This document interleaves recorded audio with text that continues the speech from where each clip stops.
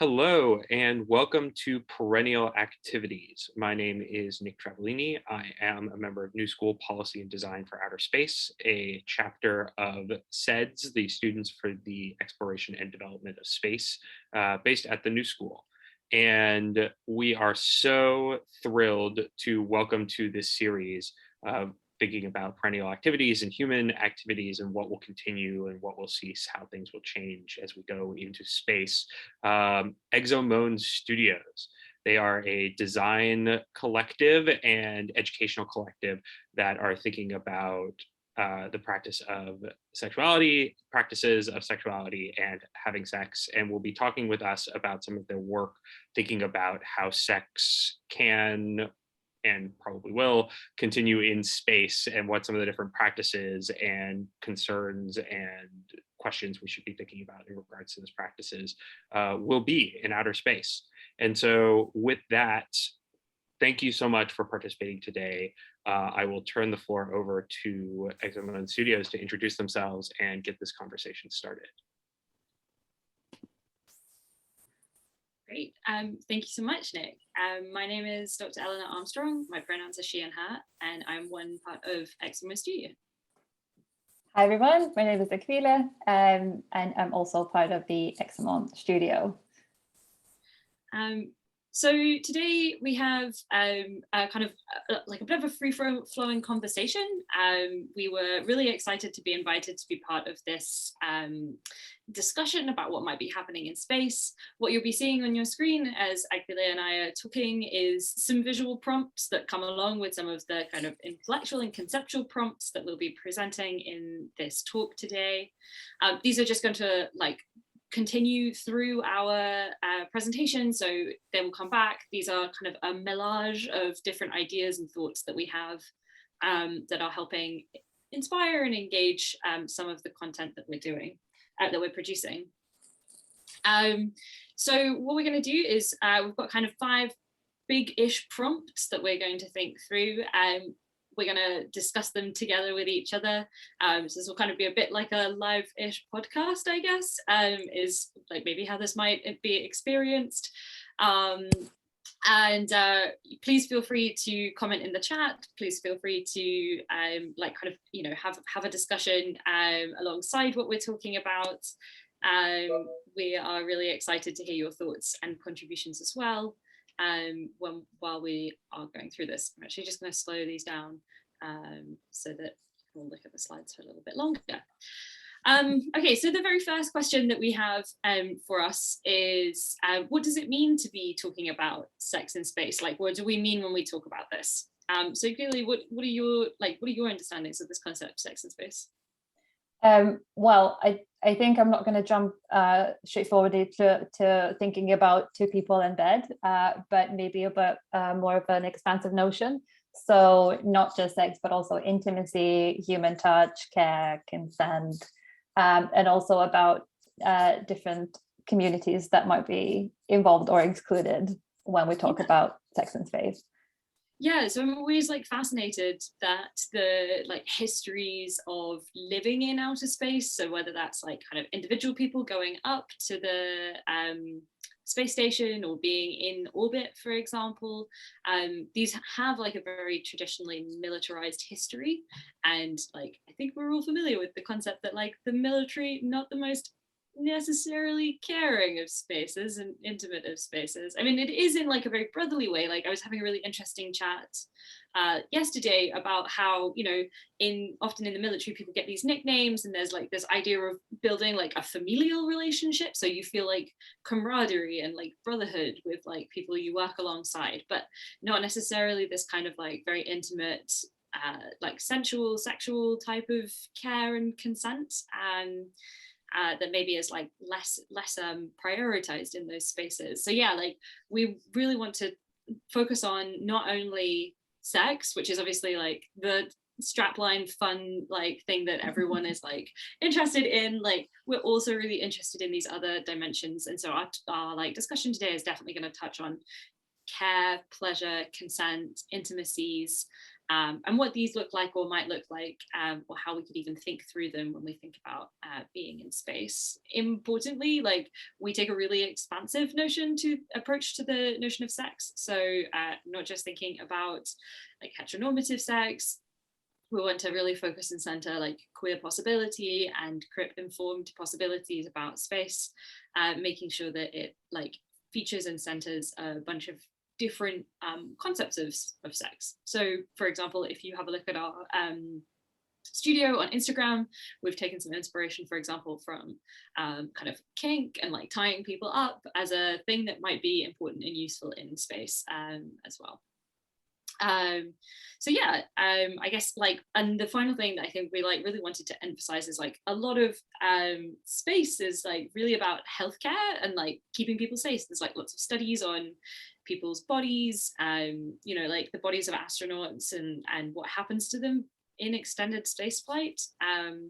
And like we really see that sexual health is an important part of healthcare in general. So it's not just thinking about like the like fun, intimate partner or plural partners based part of this.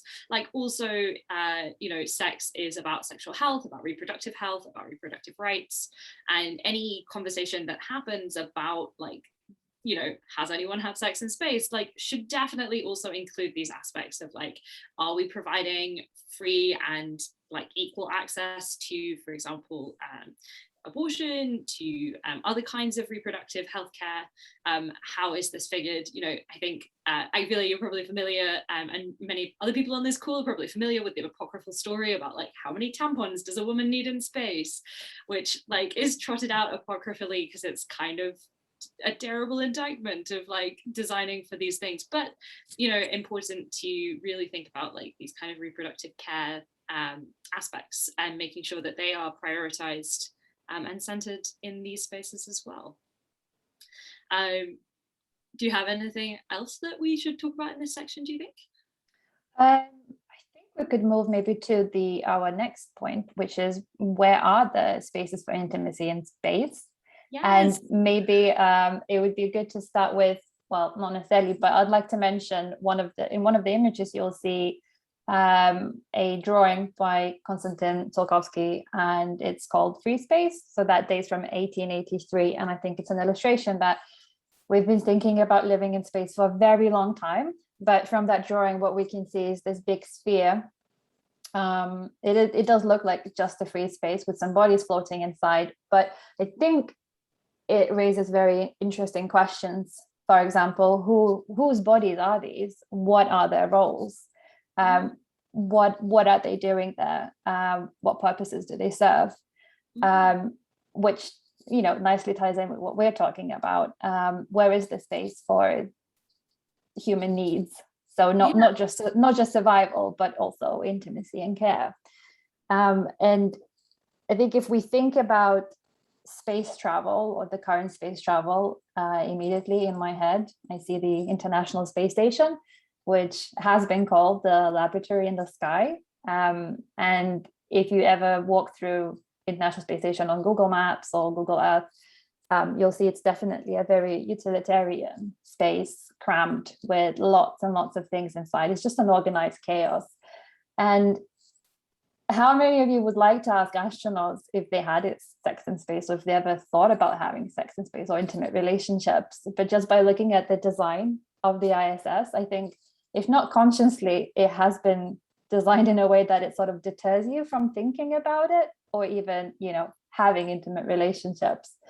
But if we say that sexual health is mental health, it's part of the well-being, then how do these sort of interiors, how do their design affect our well-being? How does it support it or not? And we've also noticed that even in such utilitarian spaces, the customization and personalization happens. So there will be some images in the slideshow that you're currently seeing where you will notice there are different nooks and bits in ISS where astronauts, cosmonauts have left some personal items just to make it more homely. So I guess maybe also it's worth talking about, well, not just current imaginings of living in space in the future, but also what has happened before ISS. And I can't talk about that if by not mentioning Galina Bolashova, who was the space architect and designer from the Soviet times. There will be one of her drawings in the slideshow too. So just to name a few of her projects, she has designed interiors for the Soyuz space capsules, piloted lunar landers, Mir space station, and her designs, traces of her designs can still be seen in the International Space Station. So what we can see from her drawings, from her proposals, that she was thinking much, much more than just helping the human body survive in space. First of all, I guess if you think about our current imaginings or these futuristic imaginings of living in space, they are quite sleek and white, and I would say very aesthetically pleasing. But however, they're very, very white in their designs. But what Galina Bolashova was doing, she was using a lot of color. She was really good at using color, and not just in a way to create wayfinding systems or distinguish surfaces, but also to evoke a sense of comfort and safety, especially in such remote spaces like space stations, living away, isolated from the population. She was also a really good watercolorist and used her watercolors in the interior designs.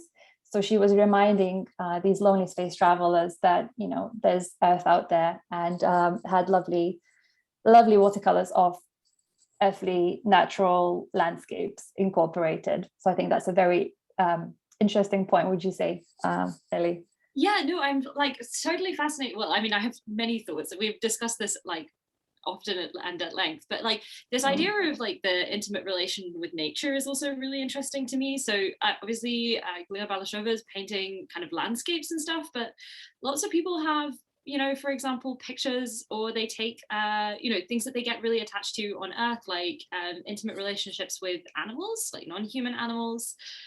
So we were thinking a lot about like, what would it look like to have pets in space? So for example, when we were looking at the Design Museum London, they had an exhibition called Moving to Mars. The poster for this has a little dog in a spacesuit. And so like, you know, when we think about designing for the future, or intimate relationships in the future and caring relationships in the future, where is the space for pets, but also for, you know, assistive animals. There's a really great project called Access Astro, which you can find on Twitter. And they do a lot of work around like disability activism. So also in this, where would be the space for animals that have service roles as well, or non-animal objects. So for example, like that Caro seal, that's like like an AI that you can pet and develop like a bond with. Like where do we find like those kind of relationships, and where do we make space for those kind of relationships? And I think like seated in those images of nature and this idea of like a human relationship with the rest of the earth, like perhaps we see the kind of like the kernel of some of those ideas. I was also really struck by your observations of like the like sleek white designs. I find you're like, they're really nice. I find them really like aesthetically like aggressive. I don't know, like and I often think about like, would that be a place that I would be able to live in the long term?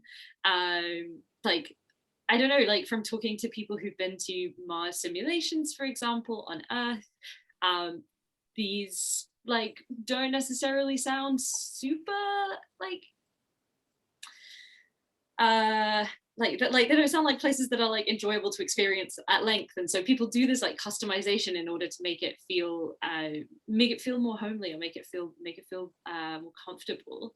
And yeah, coming back to this, like, you know, these designs, they often have either they're focused, I mean, we've been looking through a bunch of them, and you noticed like a lot of the future habitats, either for in space or like moon bases or Mars bases, like primarily focus on looking at like communal spaces. It's rare that we see depictions of like the bedrooms. And, you know, apocryphally from colleagues, I've heard people talk about how, you know, in design competitions, it's like, oh, we need a space for 2 people, you know, for 2 people.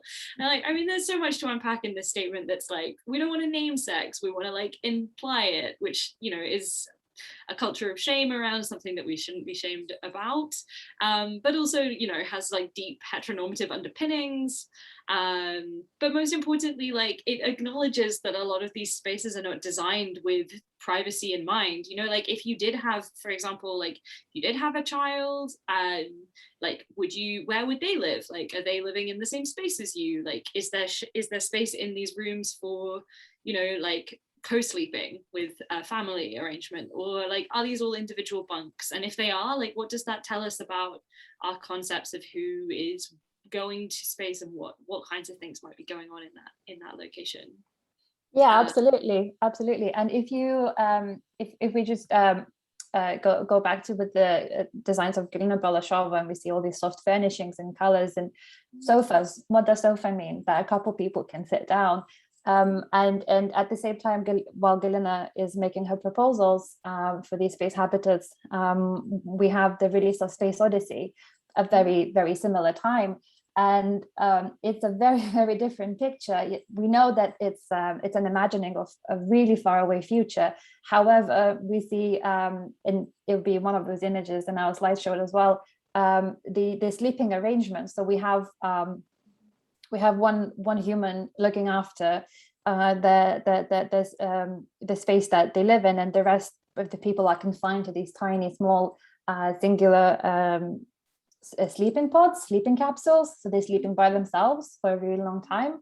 So it's interesting to note that Stanley Kubrick's hero is this.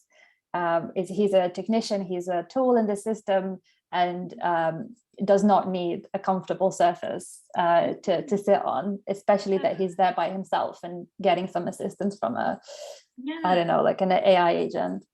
Yeah, like even the concept of getting to the point, like even the concept of like getting to the point where you feel like you would want to be intimate with another person, like where are these spaces, like where are people going on dates, or like are they meeting people, like where are you, like you say, like where are you snuggling up to somebody in like watching a movie, or like where are these spaces for intimacy and care that like prefigure sexual relations when we look at these spaces? And like I think that like often they seem really absent, like they don't seem to exist. We don't really want to like encourage this. Yeah, I just like, I don't know, I was like interested about how these are like incredibly individualistic, and like this might even be, I mean, I like it, this definitely comes from like a design history that is space efficient and perhaps militarized, but like it really tells us a lot about how people are thinking about this. You know, like the communal spaces don't seem to be super private if you wanted to have something that wasn't like with absolutely everyone. And these spaces are really, really like restrictive about what kind of relations they imply. You probably noticed in our slideshow round, like we have some things that look very different to a lot of the sci-fi images. Akvile, do you want to talk a little bit about these? Well, so we're just looking at the Voyager station, which is the space hotel, set to open in 2027. Can't wait. And their design motto was to go away from to reject the sleek space aesthetic and move into more natural materials and colors.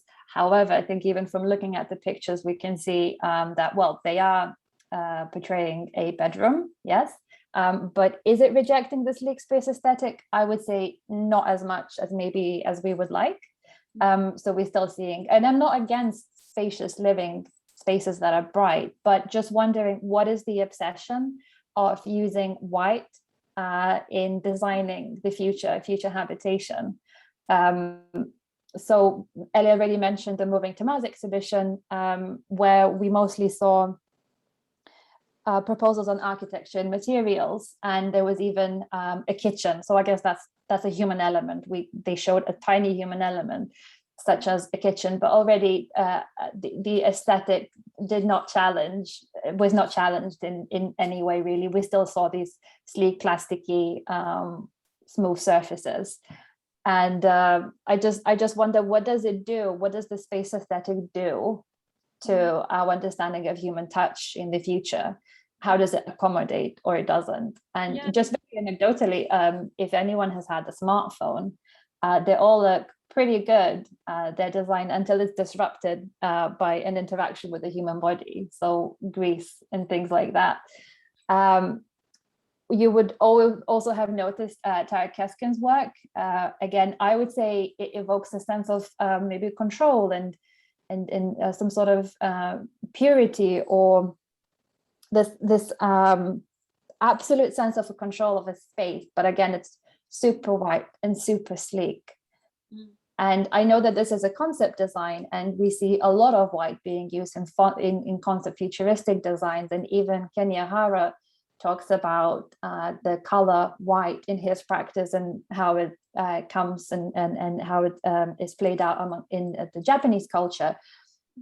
And he does say that whiteness is the state from which ideas flow. And as an example, he gives Ashikaga Yoshimasa's practices, who distanced himself from politics and just refined to his aesthetic sense, which was all about elegant simplicity, a sort of antithesis of showiness and luxury. So to him and Kenya Hara, this simplicity in design, for them, it means that people are more freely able to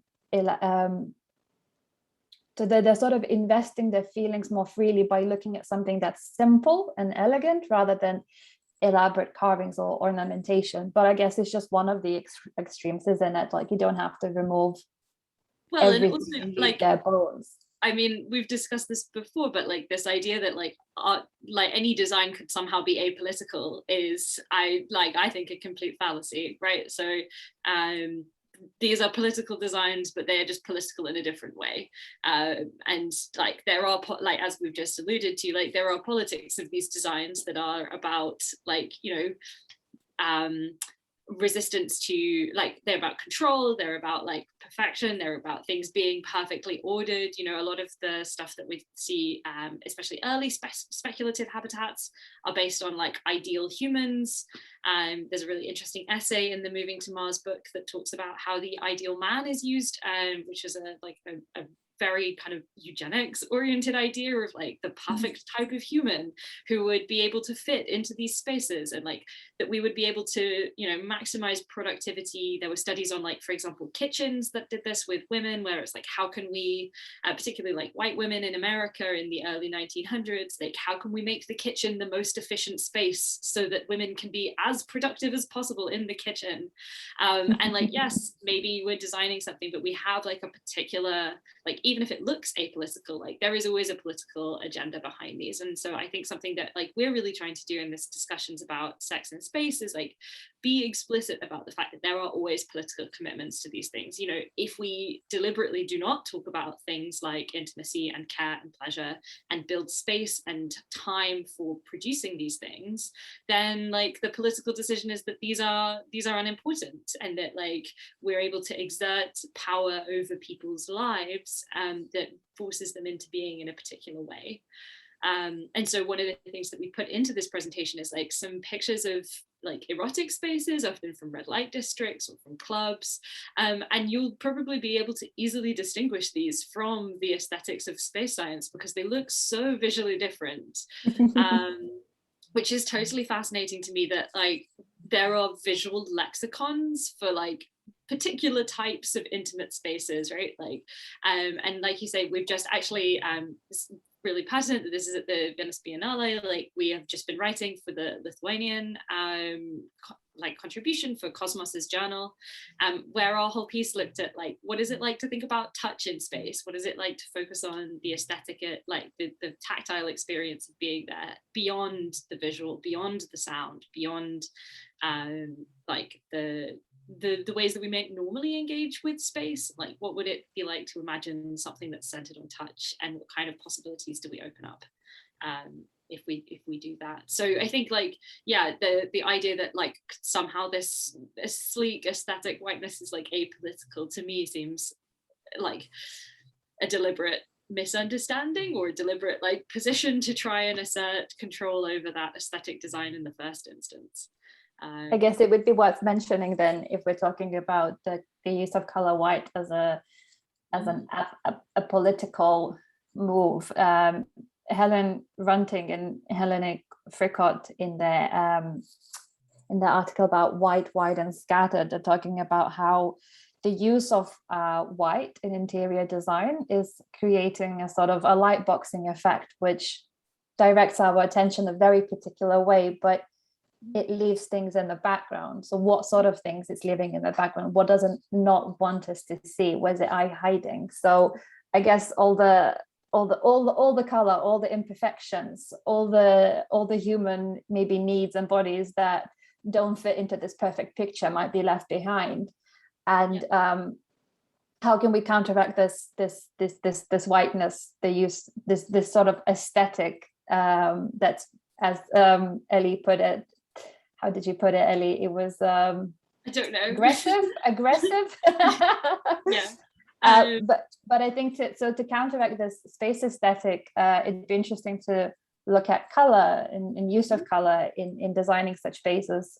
David Batchel in Chromophobia very well put it, that color has been an extreme prejudice in the Western culture, right? That it has been made out to be the property of something else, of something other. So like the feminine, the primitive, infantile, vulgar, the queer, something that is less in the Western culture compared to the concerns of the mind.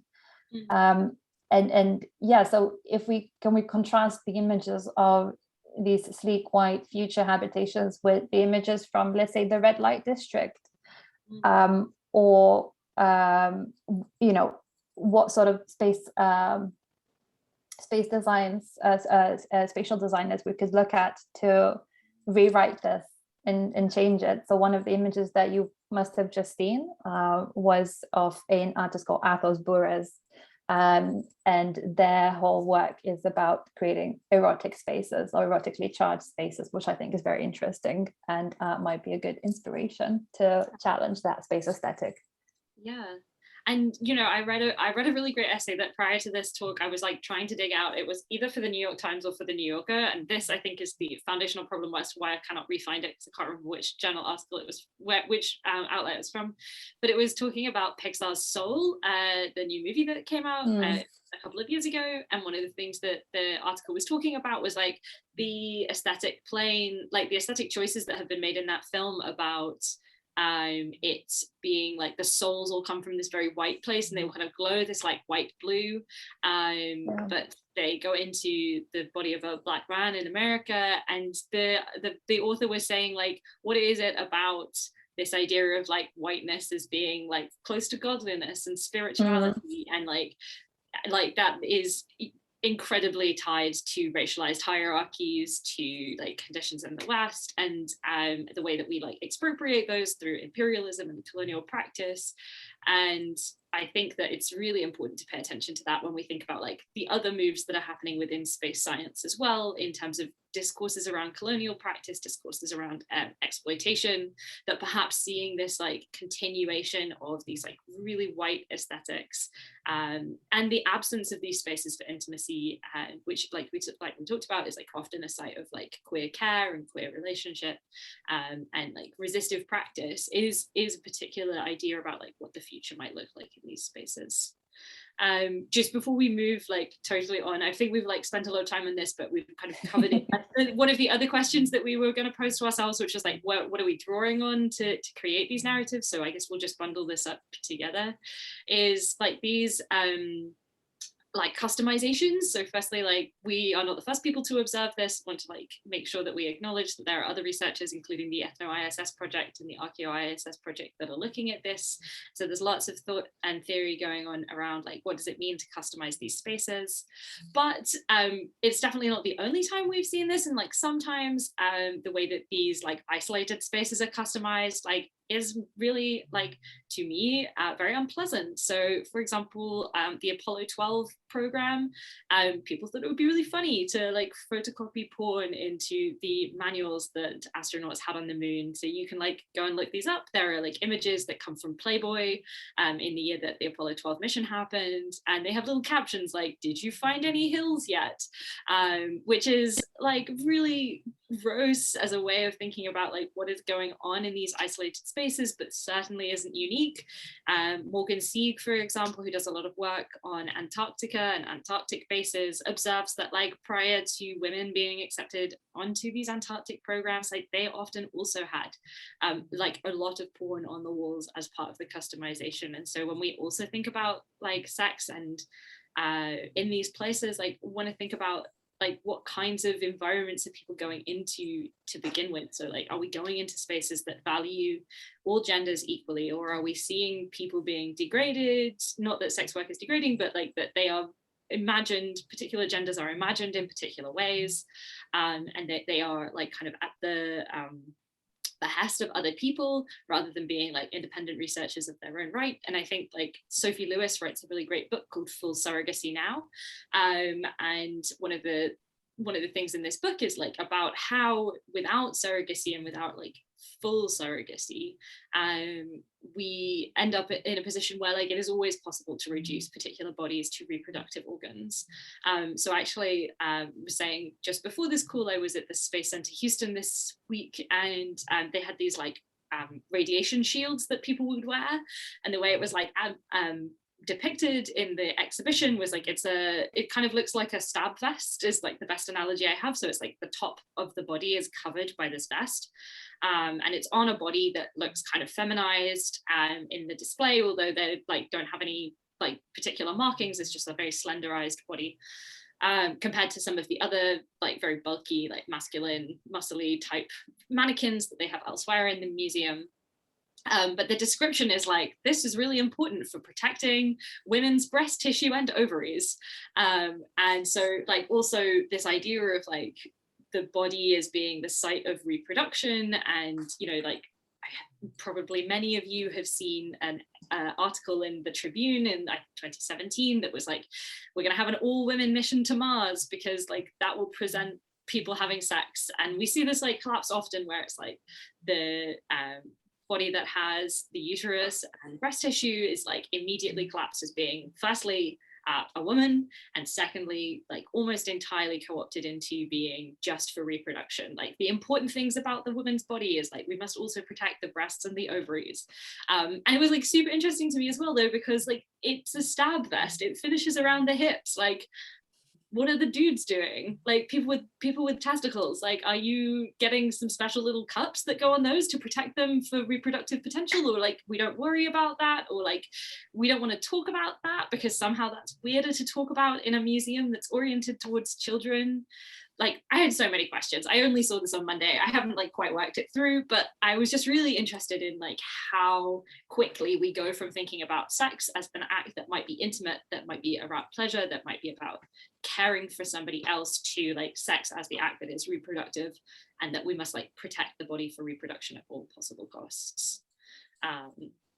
Yeah, so just some thoughts that I'm like exploring at the moment as a result of seeing this very bizarre thing. I guess it's also so we have good examples from real life examples, yes, but we could also look at sci-fi, and there's plenty to unpack there, and a lot of, I'd say, inspiration or questions that we can raise about our future living in space. Whether intimacy is addressed or not addressed. So I think I love sci-fi for that reason, because it's just such a good playground for working out different future scenarios, designs, technologies, things like that. also I'm a huge fan of Disney, of Disney's influence on many different aspects in our lives. I find it fascinating, and I think it's worth mentioning the Man in Space trilogy that Disney did together with the German Nazi chief engineer for, what was it, Ellie? The rockets. Yes, so much of Disney, yes. like so much of this early, like the outsized influence of Disney is like intimately tied with von Braun, with the work from Operation Paperclip of extracting lots of scientists after the end of World War II and kind of like employing them within this space. Yeah, so there's one image in our slide which is a still from the film, which is about like, how will people know which way is up? Do you want to explain this? Yes, so Disney played a really vital role in popularizing science around space travel, partnered together with von Braun. And some of the content was relating to the Tomorrowland. So you can imagine the amount of people they were reaching out by creating this trilogy of animations, moving images. So in this movie, we see concerns addressed about nutrition, entertainment, very important for their well-being, sleep, but the sleep was a human confined to a little frame that they can float into for sleeping, very transparent sleeping arrangements, and also, yes, they were talking about how the human will be disoriented in space, and the depiction of that scene was this common man, as they describe it, a white American man, to quote, just like you and me from the film, is very disoriented in space, feeling nauseous, and when he's trying to understand his position in space, an image of and not even a cartoon image, an actual image of a woman wearing lingerie appears as his guiding point. Right? So yeah, it might be her. I couldn't tell you, but like they obviously, for a movie for children to educate them on traveling to space and these exciting new frontiers for humanity, we don't forget misogyny in there too. Yeah, exactly. So it's the same, like some of the same narratives in this creation of the Apollo 12 pornography. If we want to look elsewhere, like we have a lot of really wonderful, rich examples. Firstly, I would direct you to all of the other talks that are happening this week in terms of thinking about wonderful, rich, plural possibilities. I know we have some of the other speakers here today, but also we might want to think about, for example, film imaginings, films like Afronauts from 2014, A Space Exodus from 2008, Exo-Moan and Wendy's Revenge from 2016, from a range of really wonderful Indigenous movie makers. I'm just gonna like copy these into the chat so that you can look them up if you would like.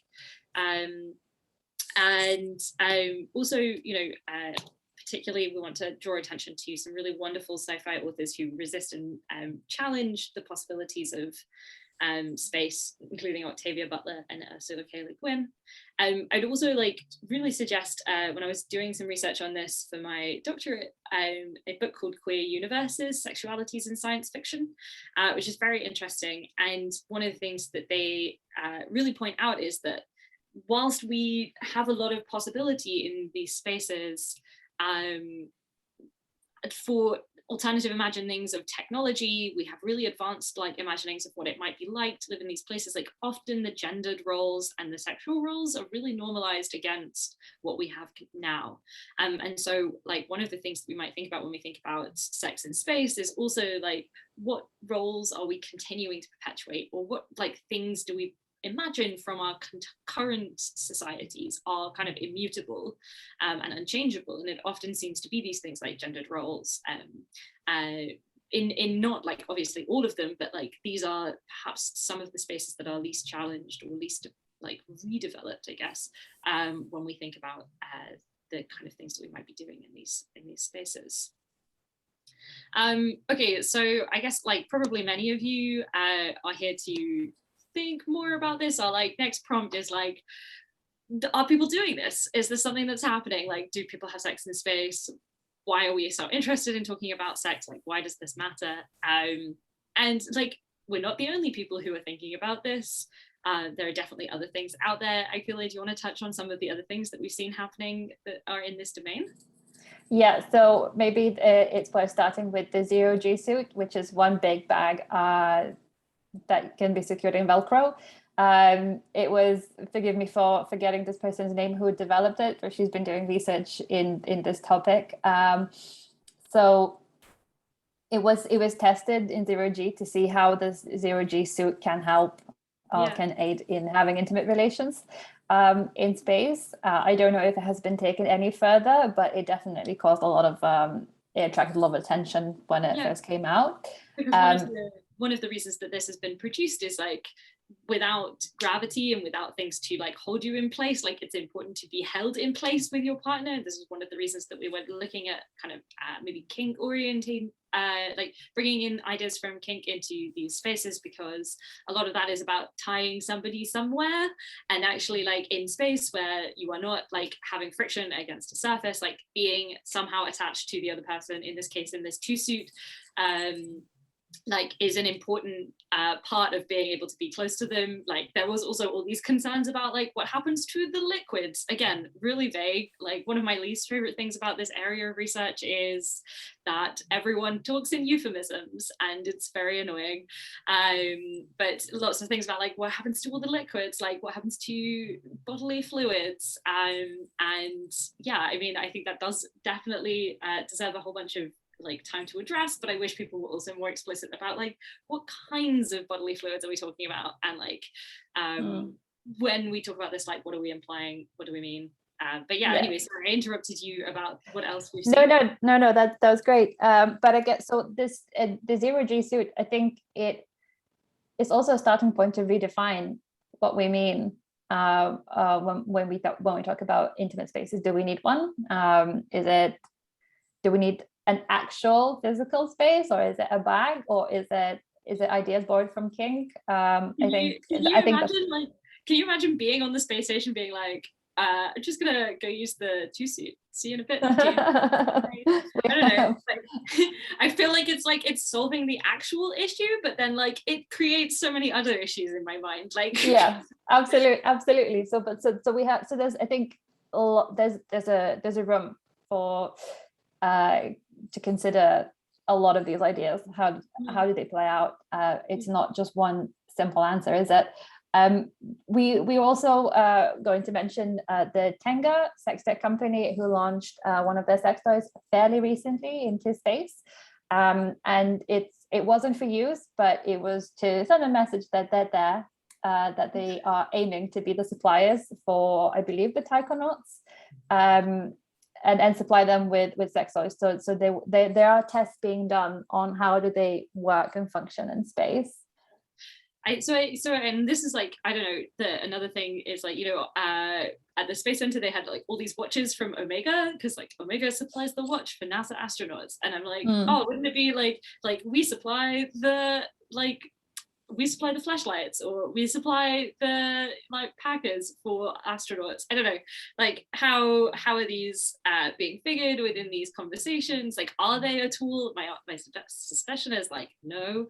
And I mean, I think this Tenga sex toy that we like had looked at, like there are a number of other really interesting questions that are raised through this. Is like, is this a publicity thing that is trying to raise actual awareness of like what we should be doing in space, or is this like, you know, kind of a parody riff that is meant to be funny and silly? And like, if it is meant to be funny and silly and not serious, like what does that tell us about how people think about intimacy, care, pleasure, sex in space? I mean, one of the slides that we have here is the picture of the Blue Origin rocket, which maybe most of you have seen launch over the summer of 2021, and a lot of I think maybe my social media feed is probably like skewed towards this more than most because of the kinds of people that I follow, but like a lot of people being like, this looks like a magic wand vibrator, like this can't be an accident, like people cannot not have noticed. In fact, I saw one memorable article that was like, why do rockets almost always look like sex toys. And I have a little zine as well that's called like Sex Toy or Spaceship. And so like we're definitely not the only people noticing this. And like obviously there are aerodynamic questions, but there are also questions about like coloring and design, and coming back to this idea of like one of the things that we've definitely been thinking about is the overlap of the aesthetics of sex toy design, which often has these like sleek white design principles. I mean, there's like increasing coloring and like moving away from things that look like anatomy and start looking more like design objects. And the same things that we see kind of like within the space, like space futures, these designs in particular that we're showing here. And I guess like this, we don't really have like, we don't know where this is going or like what the point of this is. And if anyone has any thoughts or ideas, we'd be really interested in hearing that. Yeah, we also have been thinking a lot about things like, for example, teledildonics, which is like remotely controlled sex toys, and what the opportunities or possibilities of this might be for people who are like physically on another planet. This was something that was raised particularly in a sex tech hackathon that we went to earlier this year, which was Rainbow's End, run by Touchy Feely Tech. And one of the things that they were thinking about is like, how does the pandemic, this project, so the worst group project we've all participated in, this pandemic, really pushed us into spaces where we are like much more alone and much less intimate with other people than we might ordinarily be. And so this like idea of being able to control sex toys remotely like is particularly figured towards that. But we were thinking about like how this might, you know, maybe have resonances or possible applications in kind of long distance, long travel futures. Like we already do a lot of this stuff in other types of medicine. So for example, like medical interventions are often run remotely. There's lots of stuff about like robotic AI, robotic missions. Like what could we do to kind of introduce some of these other discussions into the space of sexual health, of sexual care.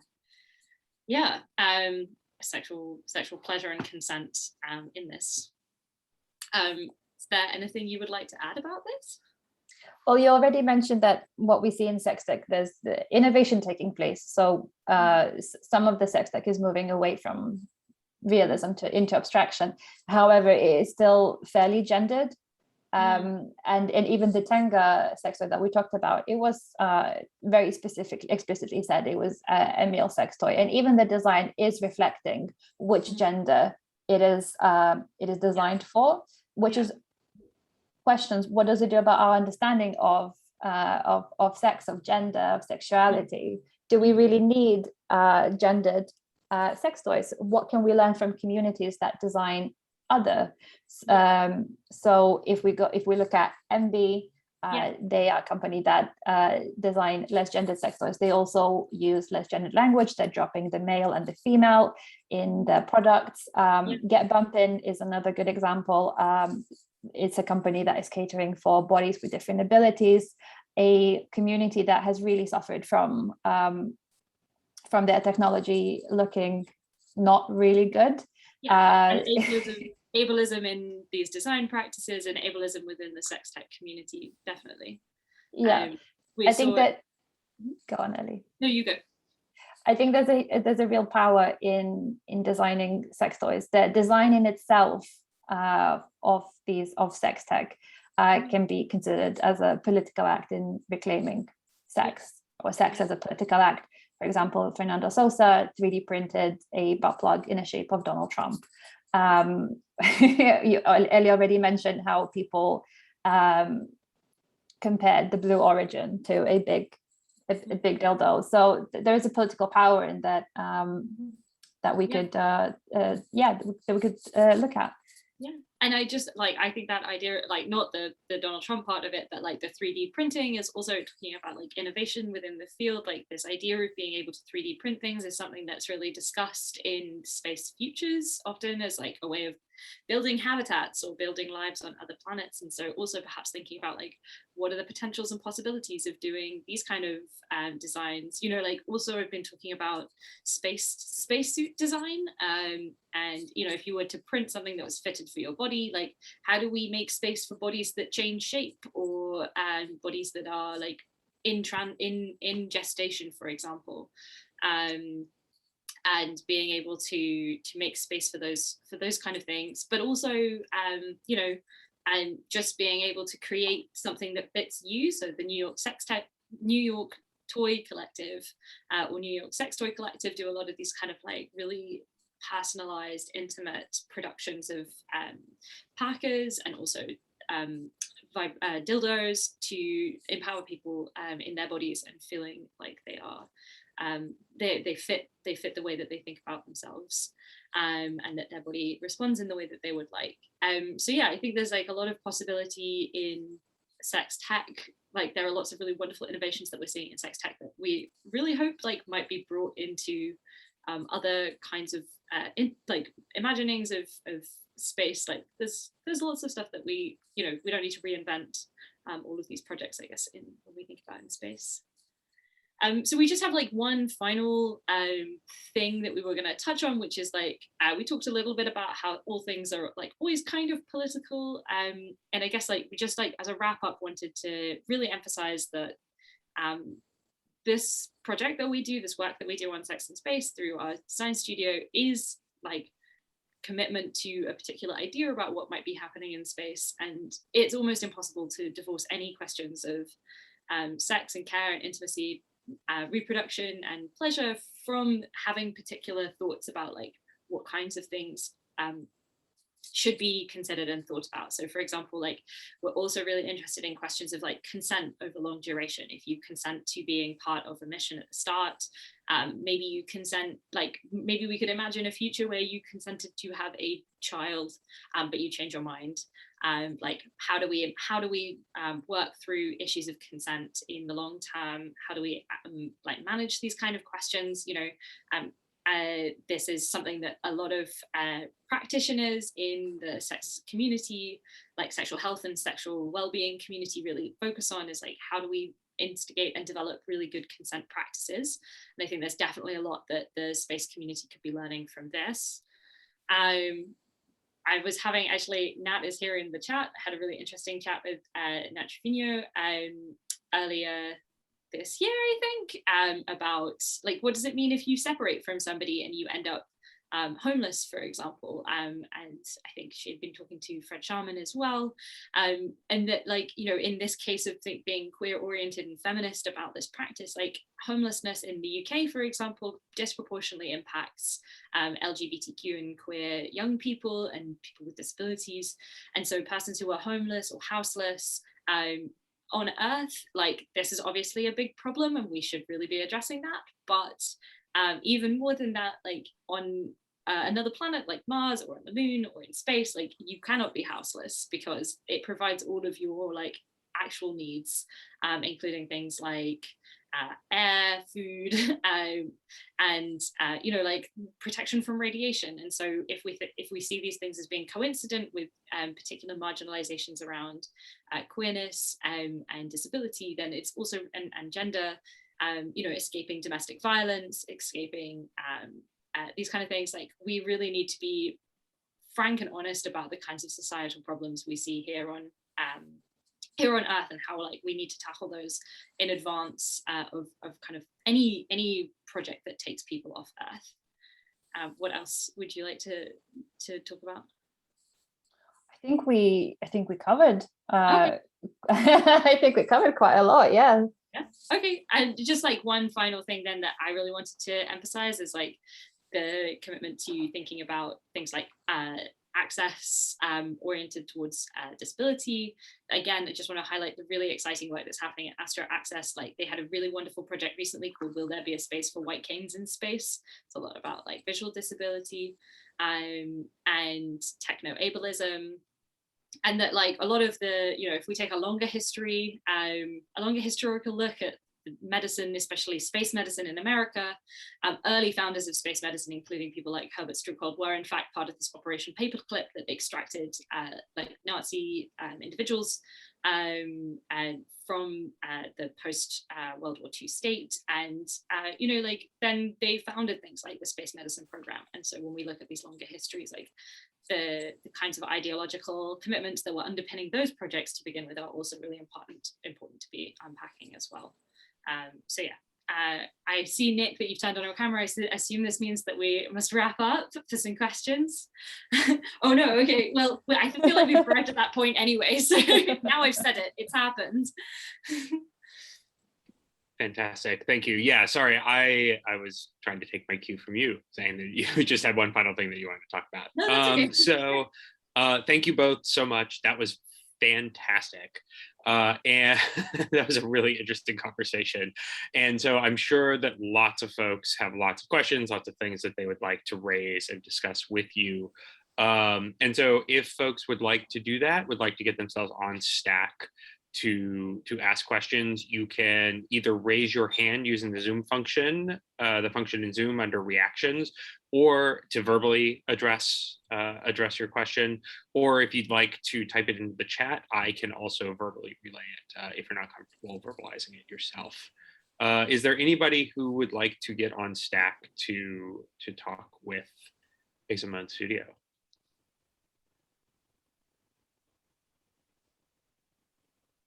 While folks are gathering their thoughts then, one thing that I wanted to ask you about is how do we think about the development of, so everything's inherently political, as you were saying, the development of new categories of the political or new salient, like things that may not be salient political categories now, but that may come to be the case, and how do we think about incorporating that sort of I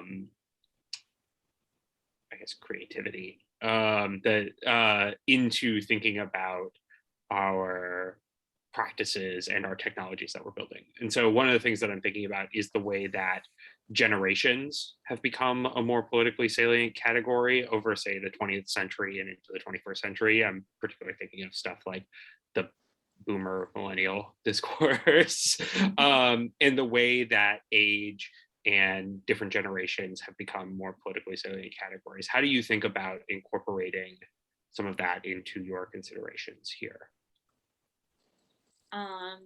Well, my first thoughts are like that this is like really important that we like put this in a global context, and that like these, I think, play out more maybe in the West than like perhaps like this emergence is maybe new in the West, but like I don't know that it's necessarily the same elsewhere. So that's my first thought, is like one of the big projects that I think is imperative when we think about space futures is like really decentering like Western hegemony in the context that we have.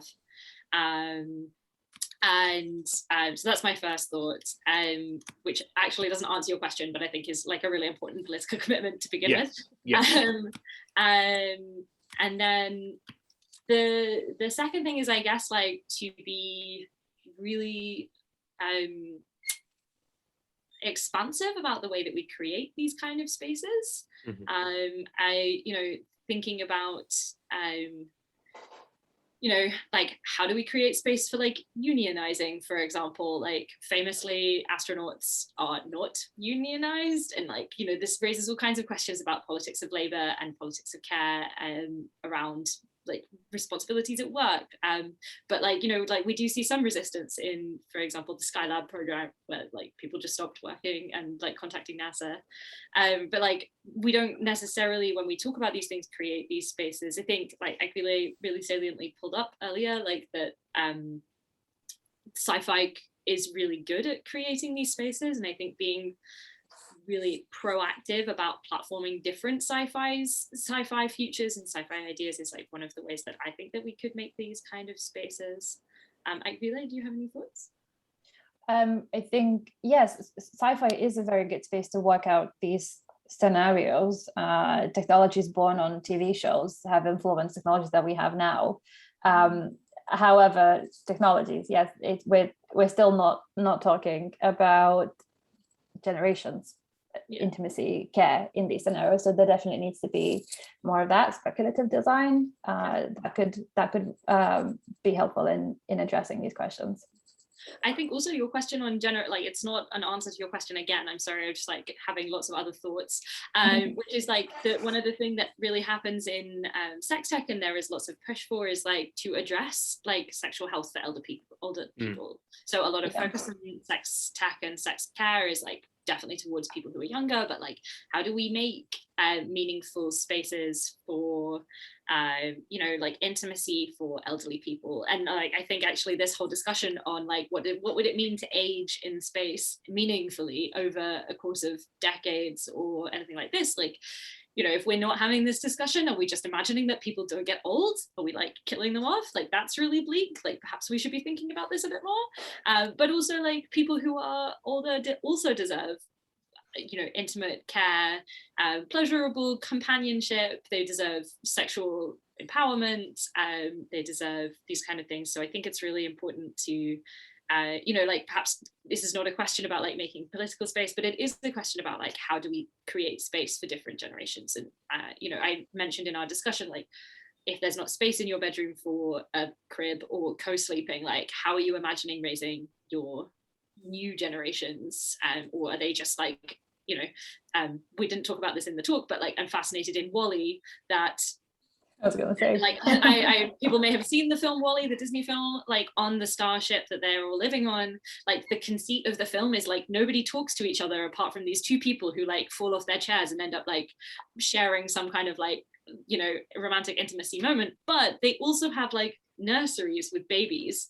So like, where are these babies coming from? Like, I don't know. I don't know if like the people, if anyone knows anyone at Pixar who might be able to answer this question for me, but I'd be really interested. But I expect like there's some kind of idea that like maybe this reproduction just happens like in like, you know, wombs that are outside people's bodies. They're like gestationing, like in which case like, you know, what do we think about reproduction? I don't know. That like one moment, I feel like it's a kid's film and I was not meant to be tangentially distracted by that one thing, but I was like, how is this happening? Like, what is going on? So thanks, Ollie. Yes, yeah, exactly. I know. So I got really heads up on like the entire not main point of that film, which was like, where are the babies from?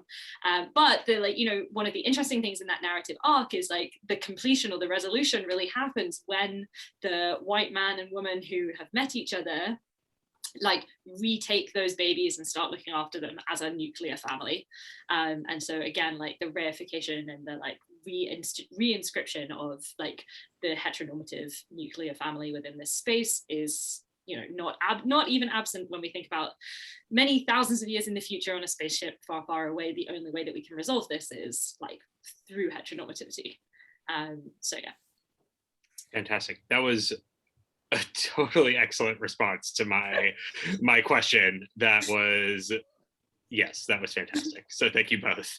I do want to note before, so we've got Sands who has raised his hand. Thank you, Sands. Before I go to you, I do want to note that on the note of alternative sci-fis, Colin, one of my peers in NSPDOS, has organized and posted a link to an event that we're having on Friday called Imagine Lunar Communities that will feature a number of excellent sci-fi authors and their conceptions of what could be happening in space, and particularly around the Mare Nectaris speculative moon base that we came up with. So check that out, folks. Yeah. And I'll turn it over to Sands. Thank you, Sands, for your patience. Nick. And thank you both. This is a fantastic conversation, and I really appreciate it. I appreciate you making space for this. I'm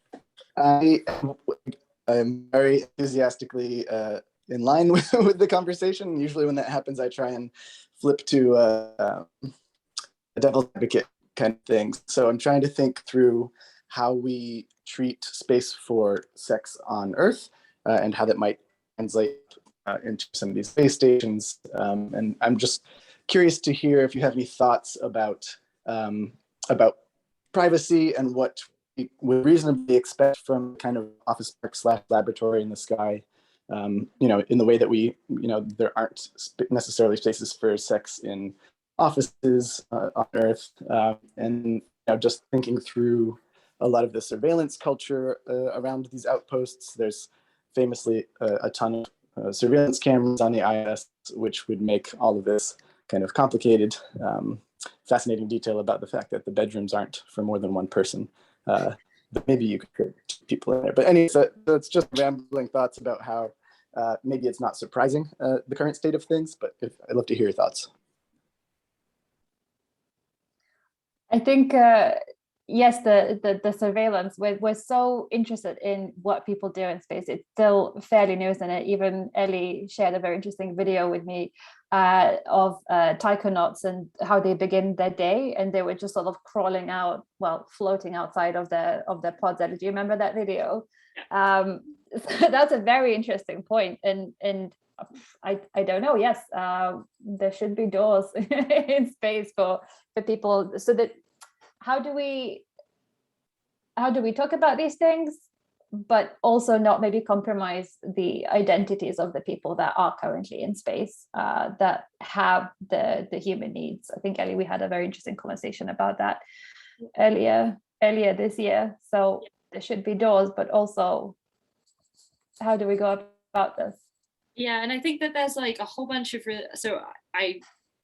I think this is really important, and because I think it touches on something that I briefly touched on, which is like consent, and the flip side to consent is like harassment and like assault, and like to not adequately prepare for thinking about these things, I think is also incredibly problematic. So even within the space industry this year, there's been a lot of stuff, for example, reports at Blue Origin and also at SpaceX of internal harassment of employees, particularly those with marginalized genders and racializations within these companies experience sexual and racial harassment.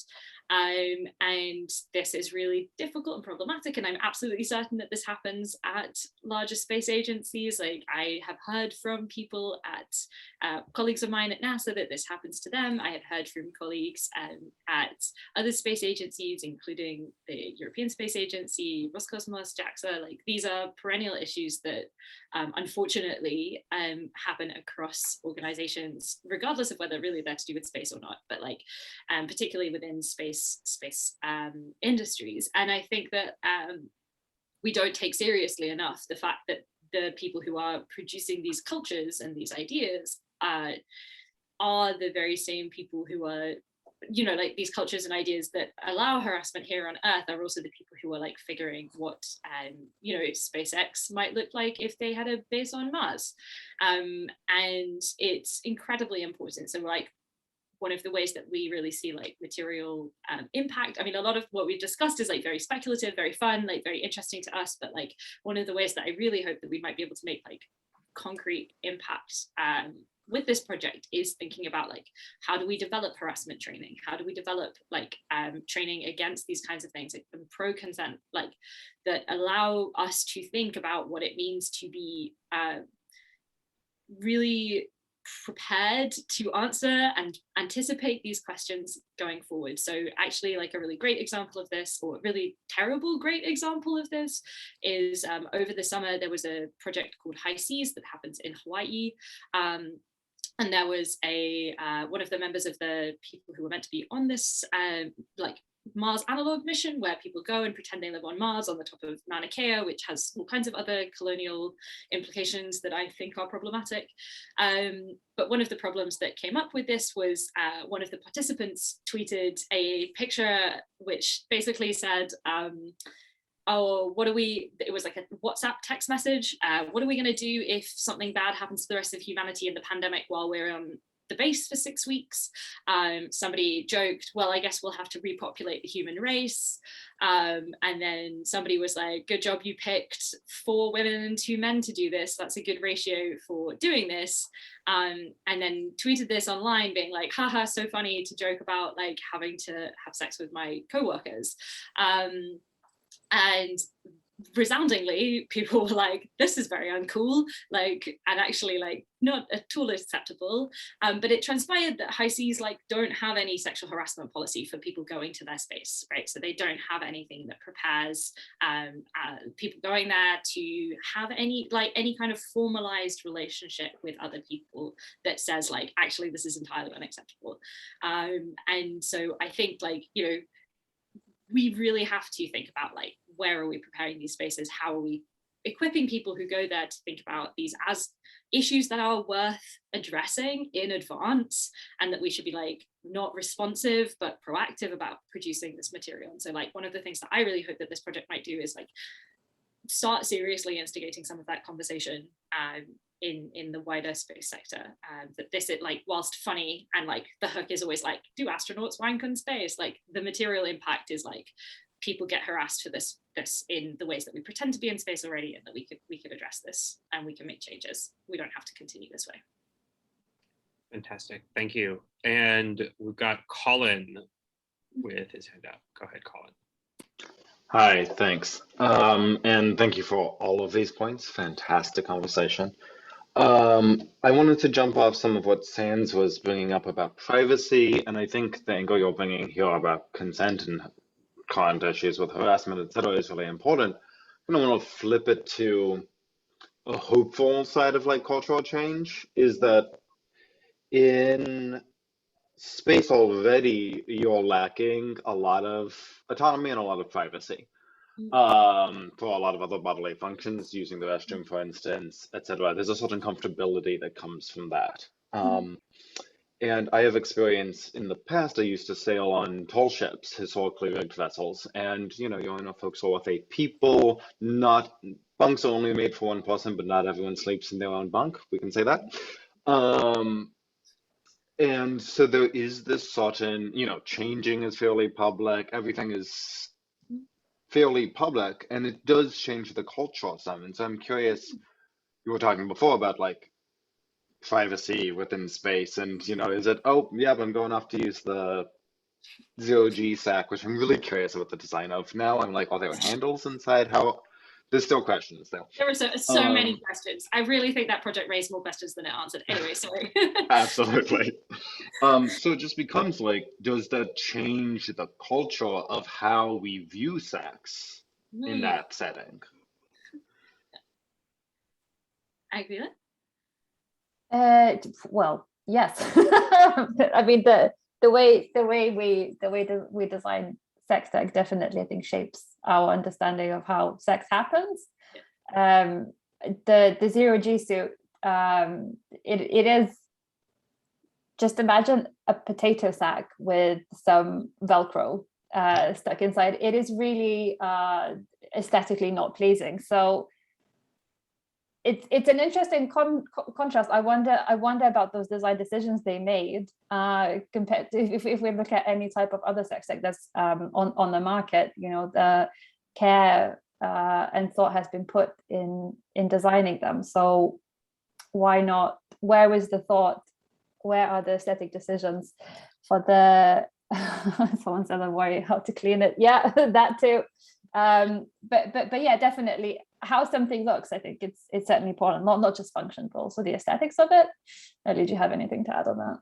Yeah, I was thinking, like, I think that it probably fundamentally must change the way people interact with these things, right? Like, if it changes a lot of other tangible parts of our lives, like, I expect, like, there is no way that it couldn't. I think what is interesting maybe to think about, rather than like speculating what it might be like, I think one of the things that's interesting to think about is like, how might this shape the kind of person who is comfortable going to these places, and what might this do in terms of precluding people from wanting to be part of these spaces? Like a lot of like psych tests and evals and stuff like this look towards like, are you going to be okay living with a bunch of people for a really long time? And it's like, there's a really important thing to ask, but also like, are we missing a bunch of people who maybe like would be really great in space, but just don't like getting changed in front of other people and having their bodily functions observed all the time? And like, possibly yes. And like, I think there's this really wonderful quote that's like, I saw it a while ago and it's like really stuck with me. It's like, I'm less interested in people like Einstein and more interested in people who are like Einstein, who never got the chance to be that wonderful because of like social contexts and social pressures and like racializations or gendered issues or queer phobia and disability and ableism. Ableism, that's the word, of disability phobia. And so I think like one of the things that I think is interesting in the way that you frame this question is like, it's not just about like how might this change and what might it do, which I think like hopefully there's like the potential this might be really liberatory. Like if people are like more comfortable being around other people and having things observed, like possibly this changes like shameful sex cultures for the better. We hope, like a hopeful future. But the other thing is like it maybe means that we end up with people who are like that, and that precludes other people from being part of these communities who might bring value, you know, especially like one of the other talks that we've had in this series is about religion.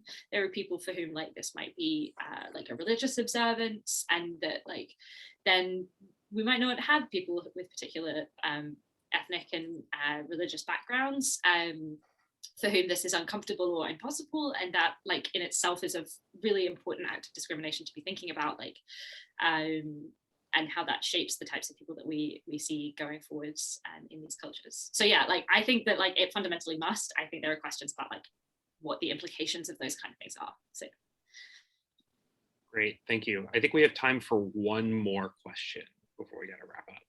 Does anyone else have anything? If you're not comfortable verbalizing a question or a comment, please feel free to type it into the chat. I'm happy to relay that verbally.